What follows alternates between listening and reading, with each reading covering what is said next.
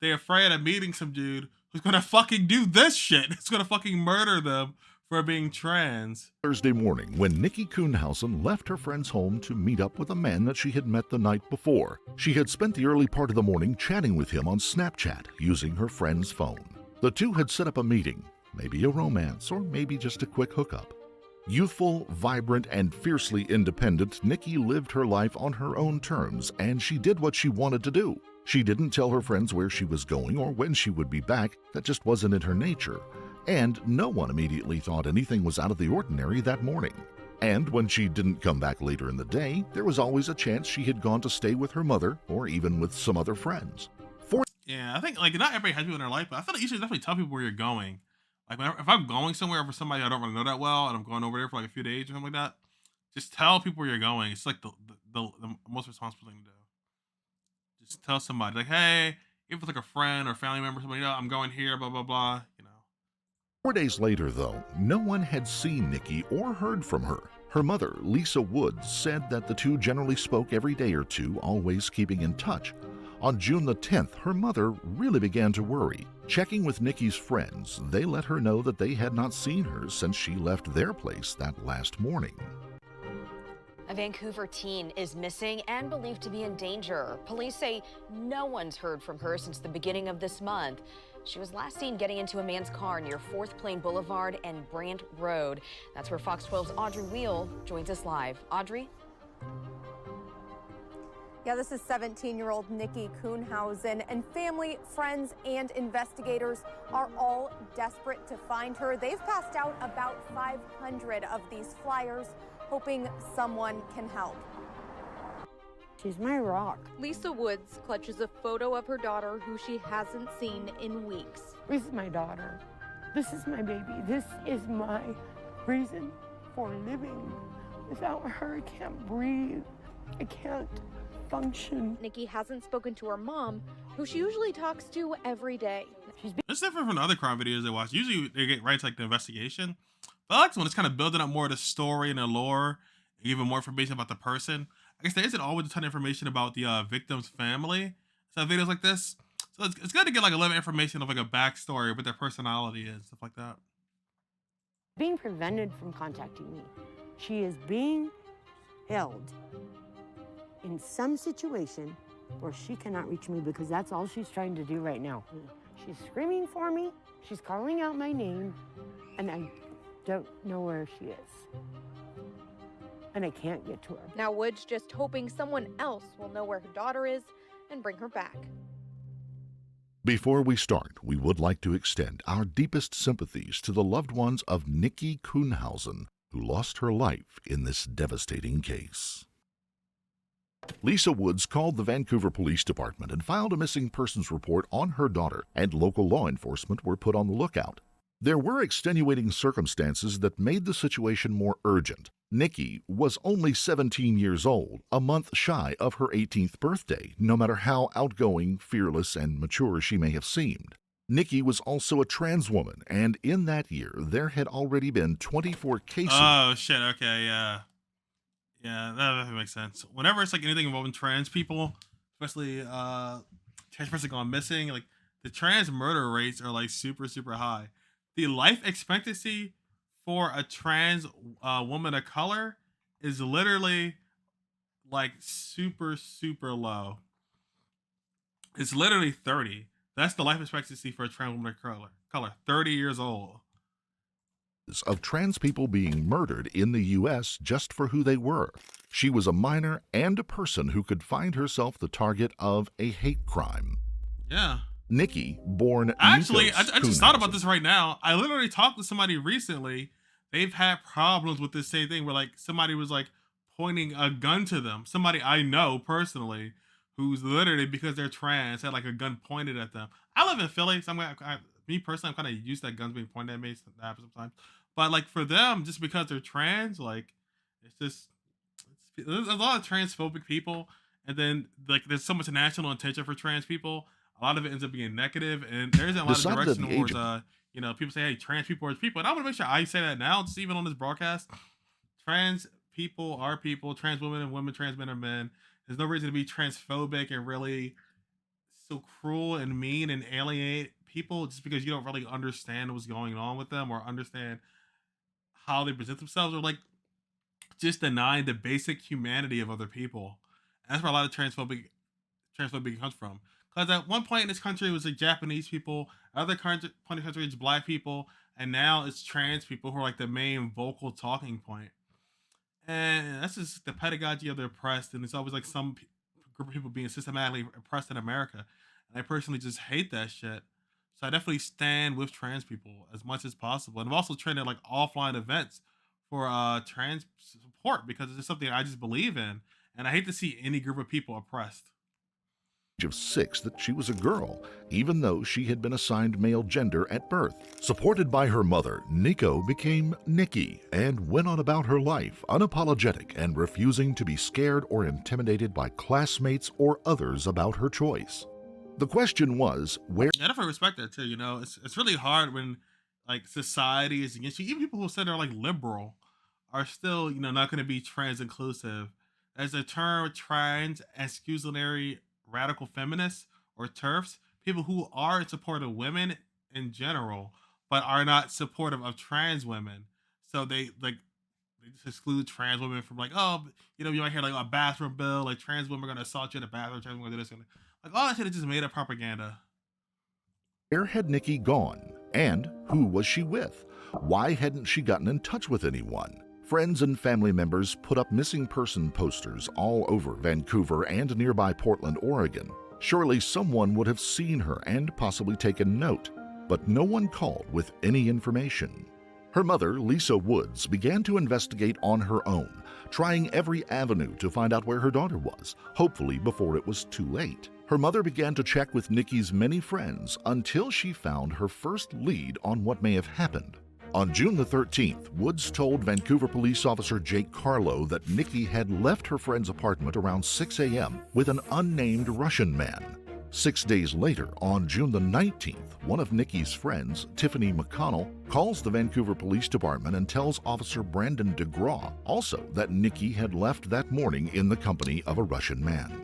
Around the same time, Lisa Woods, the mother, had been able to get more information and contacts Officer Jake Carlo again. She tells him that Nikki had been using the cell phone of Faith Fields, one of the women that Nikki had been staying up late with on the night before she had disappeared. She said the cell phone was used to talk with a man and set up a date. The information leads to the very first piece of evidence for them to hang their hat on. Detective David Jansen of the Vancouver Police Department contacts Lisa back to find out that Snapchat had been used between Nikki and the man. Her friends knew Nikki's username for the app and shared it with the police. Detectives sent an emergency request for information to Snapchat to reveal the chats that Nikki had engaged in the night before she disappeared and that morning. The following day, an official search warrant was provided to the company and the information was disclosed. It was now June the 27th, 22 days since any of her friends or family members had seen or made contact with Nikki. Now, though, investigators had something to work with. Snapchat was able to recover the chat from that morning and divulged the contact information for the username of the person she had been talking to and eventually met up with. The man was David Bogdanoff, a then 25-year-old contractor who had emigrated to the U.S. many years before. He lived in Vancouver, as did all of his brothers, all of whom were tradesmen and contractors in the area. Police were able to get warrants to track his phone's geolocations on the night and morning in question and found that he had been at his brother Stan's house on that evening and had been in the southern part of the city near where Nikki had been staying the next morning. Finally, they had found the next step in tracking down where Nikki may have disappeared to. Now they had a person of interest who could hopefully provide them with some idea of what might have happened. But they hit a brick wall. Even though they had attempted to interview him the very next day on June the 28th, Bogdanoff had left the country in the time between Nikki's disappearance and the discovery of his Snapchat texts. Bogdanoff had bought a one-way ticket to the Ukraine. He wasn't just hard to find, he was half a world away, ostensibly visiting family there. The next few months would crawl by. This is actually a pretty common story. This actually happens a bunch, literally, where it's like someone has sex with like a trans woman, especially because like nobody talks about trans men, right? It's always like trans women in the media for controversy. and they'll literally like kill them and then go to another region. Like they'll go to like Thailand or like usually like a smaller, poorer country, find trans women, have sex, and then murder them, and then dispose of their bodies, and then like, especially if they're like in the service, they'll just like you know leave them there. This happens a lot, a lot. With no information on Nikki's case, she had not turned up. No one had come forward with any new information, and Nikki never returned on her own. The wait would continue until Bogdanoff returned home. As soon as he did, detectives with the Vancouver Police Department brought him in for questioning. Any information he had could be vital to the investigation. On October 2nd, 2019, Bogdanoff came in and was questioned about his encounter with Nikki. Bogdanoff seemed helpful and told the detectives that he had been out drinking with his brother that night. On their way home, they had seen Nikki walking home, and Bogdanoff had talked his brother into pulling over so they could talk with her. We're just sitting in the car parked on the road and saw Nikki walking across the street by herself. I told my brother to wait in the car, and I went and approached Nikki by myself. She seemed a little maybe upset, and trying to talk to her, it was as if she was just like looking right through me. You know, we were looking at each other, but she's like looking past me almost as if we had a brief conversation. I just wanted to check up on her, see that she's doing okay. It's middle of the night. She's walking by herself in middle of downtown. You know, I've known it to be not the safest of places, and wanted to see that she's okay. Chatted to her for a little bit just to see if she needs any help, she needs a ride anywhere, and she just said no. Basically, she's fine. At one point, I gave her my jacket because it was chilly outside. Gave her my Snapchat username, and she had to remember it because she didn't have a phone on her, and we parted ways. Can't remember exactly what time it was, but Nikki adds me on Snapchat. It was probably a couple hours after our initial interaction, or where I saw her on the street. She had dropped off an address, and I gotta say, this kind of hurts kind of personally for me because there are a lot of people who I date or talk to who might be, you know, queer people, and they're usually afraid of like this exact scenario, somebody murdering them off, especially like with somebody who's like more feminine or like a trans feminine person. They're usually terrified of like, hey, I'm gonna go out and go on a date and meet new people, and you know maybe have sex with somebody, right? They're afraid of meeting some dude who's gonna fucking do this shit. It's gonna fucking murder them for being trans, and it's just like it's just the worst shit. You know how hard it can make it like dudes like this make just the world such a worse place for so many people. And not it's like, oh, like woe is me for like, you know, or like woe is anybody for. I'm like literally like he's like shit like this puts fear in people for not wanting to leave their house because they identify as trans, because there's dudes like this who's gonna fucking murder them for it. It's just like, told me to come pick her up. On Snapchat, she just sent me either a pin or just an address. I took Stan's van. We had that one car between the two of us at that time, and drove by myself and to go pick up Nikki. He said he chatted with Nikki online that night and made plans to meet up with her the next morning. He said he did. They talked for a while, and she left on her own, but didn't tell him where she was going. And basically, that was that. Another lead that just ran into an apparent dead end. Nikki didn't have her phone on her, and there was nothing to track her movement from that point on. The last contact was with a young man who had openly admitted to coming into contact with her on the night before and meeting up with her again the next day, only to have her walk away from his van and truly disappear. There was nothing in Bogdanoff's history to make him any kind of actual suspect. He had no criminal history as far as anyone could see. The investigation just stalled out, and life went on for the people in the Vancouver-Portland area. Friends and family kept up their vigil, but Nikki's disappearance had moved from the front pages and the news broadcasts into relative obscurity.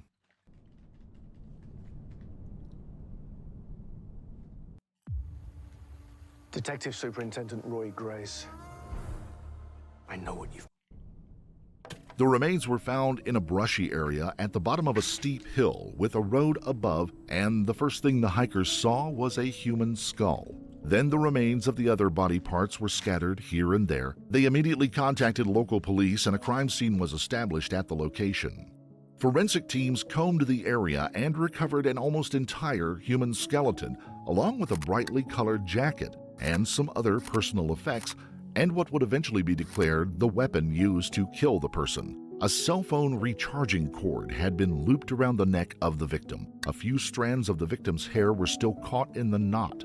Among the debris and the loam of the forest floor, a few rings and other pieces of jewelry were also found.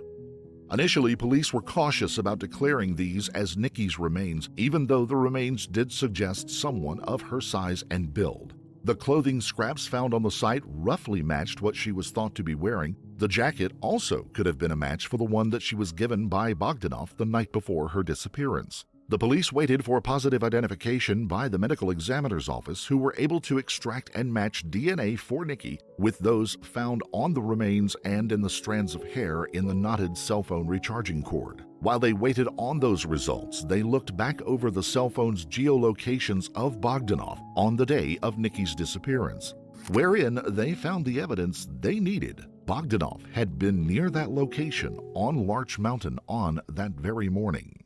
On December 17th, with the evidence in hand and positive identification of the remains, the police arrested Bogdanov and brought him in for questioning. At first, during the interrogation, Bogdanov stuck with his original story. When we spoke to you last time, I don't know if you recall the whole conversation, but you said that you met her earlier in the evening, met her downtown. I don't know how this interview's going to go. I think he's charged with a fucking hate crime now, 100%. Hate crime, anything else they can throw at him, please. Just like fucking put him under the jail. Hung out with her for a while, drank some vodka together, you gave her a coat, and then she went home, and then you met her again later. Does that ring a bell? Yeah. Okay. And what you told us at the time was that you and Stan went back to Archer's house up there on 114th, and you needed your van because you're going to go to work. Stan needed to take his van to his job, right? And at that time was when Nikki told freedom from work is the best feeling. No, freedom from work is the best feeling. I want to be free. you that Nikki was really a he, Mm-hmm. and that's when you're like, I'm not into this, and kicked her out of the van, sent her on her way. Okay. A lot of states have this. They have like a trans panic defense. I'm not sure how it works in Canada, in Vancouver, but there are laws where it says like, oh, you didn't know the person was trans, or like they tricked you into saying they were trans or some shit like that, and then it's okay to justify like murdering someone. Then after that, you said that It's fucking insane. So you said you were going to go to I went to work. Stan's. You were saying you're going to go to Stan's job site. No, I went to my other brother. Okay. Oh, your other brother. Is it Archer's job site? Eli. Eli. Okay. So you're going to go to his job site, but then you're going to go to your job site. But you ended up just staying at his job site. Yeah, I was confusing. I don't remember. It was a busy day. It sounded like you said that you were going to go to your job site. Basically, I went to work. Yeah, you went to work. Okay. What got us here today is I want to talk to you about a trip that you took before you went to the job site. The detectives give him a chance to revise his story, to put in anything about that day that he might have left out. Bogdanov shrugs and says that maybe he stopped at a gas station, but otherwise sticks to his original story. The interrogator tells him that they know he went somewhere right after, leading him to the idea that they knew where he went without telling him directly.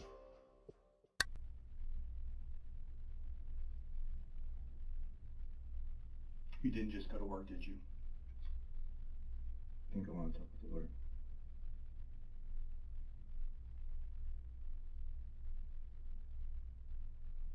It was a fuzzy day, but I don't want to take me to talk to the lawyer. Okay. All right. So understand that you're being arrested today for the murder of Nikki Kuhnhausen, whose remains have been discovered. Okay. Who was strangled to death. Okay. So we're going to put you back in handcuffs. All right? Stand up for me, please.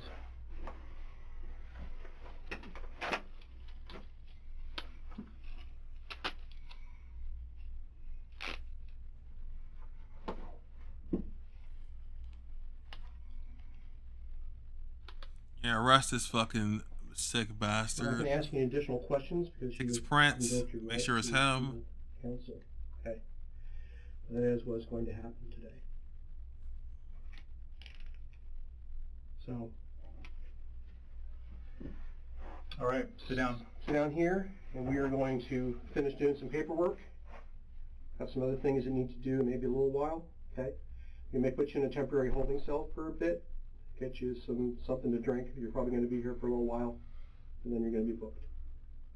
All right. The Vancouver Police Yeah, it is shit like that because like he's already in fucking trouble, so they already suspected it's him. So they try to pretend like, oh, it's just a routine interrogation, but since he asked for a lawyer, they immediately just fucking arrested him. Department then held a press conference to announce that they had made an arrest in the case and that the march towards justice would begin. Detectives were eventually able to contact Mr. Bogdanov. He confirmed in a meeting with him that he had picked Nikki up at the apartment that morning. David and Nikki went to a residence in the county, and at this time, David says Nikki told him that she was biologically male. David gave a statement that made him really, really uncomfortable and disturbed him, and he asked Nikki to get out of his van, and she walked away. According to David, that was the last time she was seen. More investigative information came in, showed a number of inconsistencies with the statement that he made to detectives. Based on the location of the remains and the earlier obtained evidence, detectives decided to attempt a second interview with David. We attempted contact with him yesterday, and he declined to give any further statements. At that point, he was arrested for second-degree murder. Of course, our condolences go out to the family and friends of Nikki. Bogdanov was charged with second-degree murder, a crime in the state of Washington that could see a penalty of up to 20 years in prison. The police explained how they came to make that specific charge. This is a second-degree murder case. Can you describe why that is based on what you're... Well, so the difference becomes premeditation. And so until we can flesh that out with the prosecutor's office, again, the detectives put the charge on the piece of paper that they think the probable cause supports at the time. As the investigation continues to unfold, new evidence may be obtained. The prosecutor may review it and think there's a more appropriate charge. Bogdanov was brought before the court and a motion for bond was denied. It was pointed out that after the event and the disposal of the body, he had a friend get rid of the vehicle that he had been driving during the time and then bought a one-way ticket to the Ukraine. His leaving the United States and being completely unreachable during that time had to weigh heavily on the decision to keep him under lock and key until the trial. The vehicle, by the way, has never been located. It would be August... Yeah, of course. Kill somebody, ditch the car, and then run away, right? Fucking coward. ...of 2021 before Bogdanov would come to trial and see a verdict rendered in the Clark County, Washington Superior Court. In the intervening year and a half, a grassroots organization called Justice for Nikki Task Force had emerged to make sure that the hate crime nature of the murder would not be forgotten. They also, most importantly, wanted to make sure that the defense team's use of a trans-panic defense would gain no traction. Yes, I'm earlier, the trans-panic defense I was talking about earlier. Basically, you can allege that, oh, I didn't know they were trans, so that sent me to a rage, and that's why I killed them. I don't know why that's legal. Unable to distance himself from the event or the killing, Bogdanov's defense rested more on an explanation that the killing was not intentional, but had resulted in an attempt to defend his own life in a fight that erupted between the two once he found out that she was biologically a man.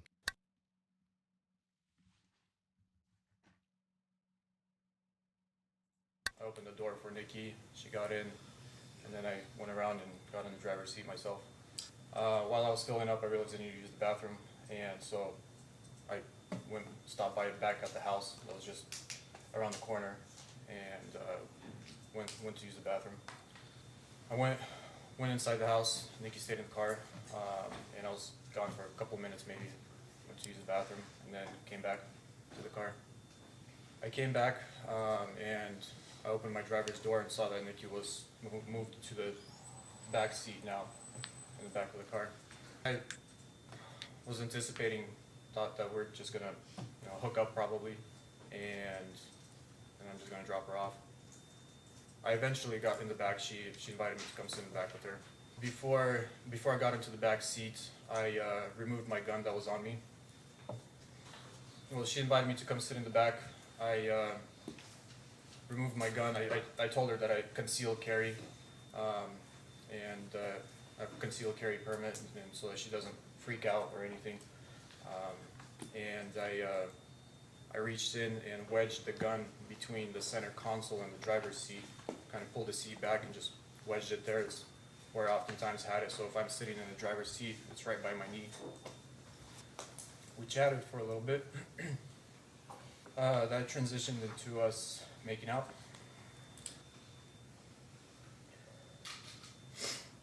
I reach over as she's bent over.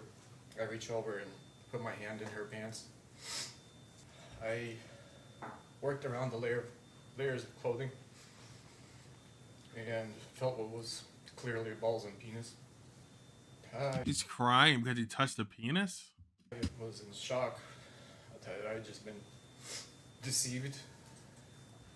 I freak out and I push her back towards the passenger's door, and I just start freaking out, saying, I'm sorry if I cussed, but I was saying, what the fuck? What is this? You didn't tell me you're a dude. And started yelling at her to said she's a disgusting piece of crap. She lunges at me and hits me across the face. Okay. And then how do you react? I shove her kind of hard. I turn and push her back to her driver's seat, and I keep telling her to just get the fuck out of my car. Okay. Then what does she do? When she hit the passenger's door with her back, when I shoved her, she kind of picked up her foot and tried to just kick me with her foot from the passenger side. And at that time, I tried to swipe her feet so that she doesn't hit me in the face, and I block her feet and I put them down into the footwell. And at that time, when I put him down, she just jumps up and goes towards the center console, towards my gun. At this point, the overwhelming feeling and thought was like a fight or flight mode just kicks in. And all I can think is, oh my God, I'm gonna get shot right now. This person is crazy. It's just back and forth struggle between me and trying to pull her back, her trying to. No shot. I don't believe any of this. No shot. Like, trying to make a scenario where like they were attacking and aggressing and tried to grab his gun and kill him, and that's why he had to choke him to death. This seems like complete bullshit. Hit me in my face and reach forward for the gun at the same time. He then said that in the struggle he reached for the first thing he could find to help him in the fight, a charging cable that was lying on the center console between the seats. I couldn't get a hold of her, couldn't stop her, and then in the passenger seat, the front passenger seat in the rear pocket was hanging out my phone cord, my charging cable, and in that struggle I grabbed that cable and put it around her, and so I can hold on to it and pull her back like that, and hold her from keep going forward for the gun. I pull her back and try to keep her from the gun and just lean to the side a little bit. What is she doing? And the whole time she's trying to fight me and just reaching back and scratching at my face, trying to gouge my eyes. I'm just trying to keep my head away from her hands and struggling with her, and the whole time I was just yelling for her to stop. And I was just wanting to keep her from the car, from the gun, and to maybe open the door somehow and just pull her out, kick her out of the car. But she was just actively fighting me and scratching my eyes and trying to scratch out my eyes. She passed out. And I thought she just passed out, you know, like I've seen on TV and fighting. You're choking somebody and they're like screaming and trying to defend themselves for their life, and then you didn't think you kill them? Sports, people get choked out. They just go to sleep for a little bit. I push her off to the side and go for my gun myself to secure the gun. He did not, however, explain why the cord had been knotted after it was put around her neck. Jurors and attendees of the trial were not moved by the idea that he had used the cord as some kind of a defensive instrument. Okay, and so it's tied into a circle, right? Yes. Can you tell me about that? Do you know why it was like that? Yes. Can you explain that? It's a really long cable. It was 5 or 6 foot cable, and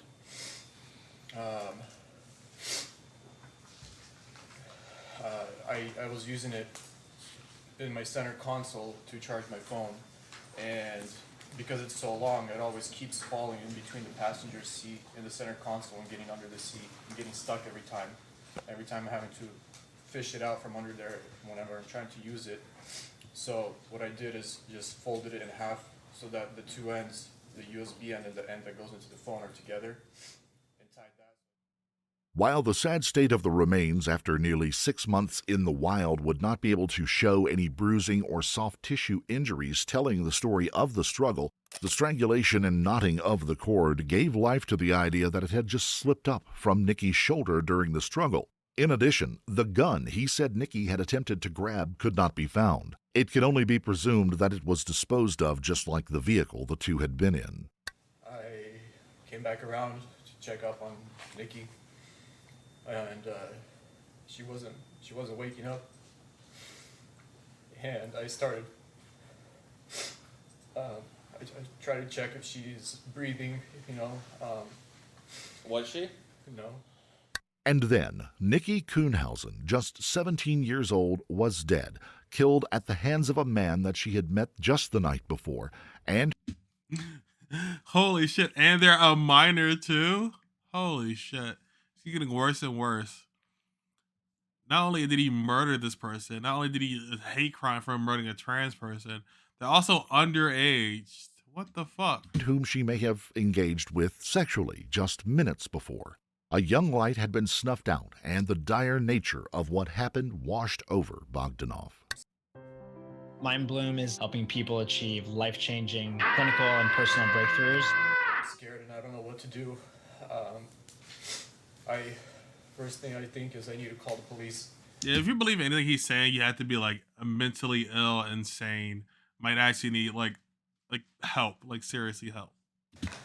And then I think that they're not going to believe me. You know, I've been up all night, I'm not sober. Nobody believes you? Is he also saying he wasn't sober too? Was he like just fucking high, drunk, meeting up with underage trans girls in his truck to have sex with? And nobody's going to believe his story that he... What? Why? Why would nobody believe this? There's not sober. There's drugs in the car. So there were drugs? What the fuck? So, drugs, underage, murder, hate crime. What the fuck is going on with this dude? There's a dead person in the back seat. Yeah, I just didn't think they were gonna believe me. Who would believe you? Who would believe anything you have to say? Why would anybody believe anything you have to say? I don't even understand. At that point, I thought I need to get rid of the body because this was a very... And even after all that, okay, even after all of that, if you would have went to the police and confessed what happened, maybe somewhere in there you could be like, okay, maybe there's an explanation. But no, he dumped the body, sold the car, and then went to what, fucking Russia, Ukraine, wherever the fuck he went? He fled the country? Humiliating thing that happened to me at first, and I was just scared. I didn't want my family to know. I just wanted to put this behind me, like wishing it never happened. I've been up to Large Mountain before shooting, just started practicing, and it's a really close spot to a brush prairie. It's 15-20 minute drive up there. I thought it was a remote place to go. Pulled her out of the car, and there was that spot by the road where the hill just went down really steep. I just kind of pushed her down that. Okay. The encounter, the act, the violence, and the death, along with the attempted cover-up, had been brought out to light. The case went to the jury, and eventually they returned with a guilty verdict of second-degree murder. Because of the hate crime nature of the murder, he was also found guilty of malicious harassment. Judge David Gregson would pass sentencing on Bogdanov a month later, handing down a sentence of 234 months for the second-degree murder charge and 12 months for the malicious harassment. The terms would run concurrently. The judge says he was struck by the darkness of the case and the callous disposal of the body. The idea that 17-year-old Nikki could have been anyone's son or daughter was not lost on him, he continued. The defense had requested the lowest sentence possible be handed down to Bogdanov because he had no prior criminal history. However, the judge was not moved. David Bogdanov is currently serving his sentence at the Washington Corrections Center in Shelton, Washington. Nikki's remains were cremated, and while there is no public gravesite to visit, her legacy has been honored with the Nikki Kuhnhausen Act, a Washington state law that prevents the use of a trans-panic defense. Thank God. Divided by 12. So that's 20 years, so 20.5 years. That's only going to be in prison. Yeah, what the fuck? Like, literally, like, what the fuck? This dude literally murders. He was high to meet up with an underage trans girl, then murder them, then disposes their body, and then flees the country. Like, what sense? Like, what kind of crazy scenario would anybody believe anything he has to say? Enjoy the 20 years in 20 years in jail, you dipshit. Fucking the worst type of people. Literally, the worst fucking type.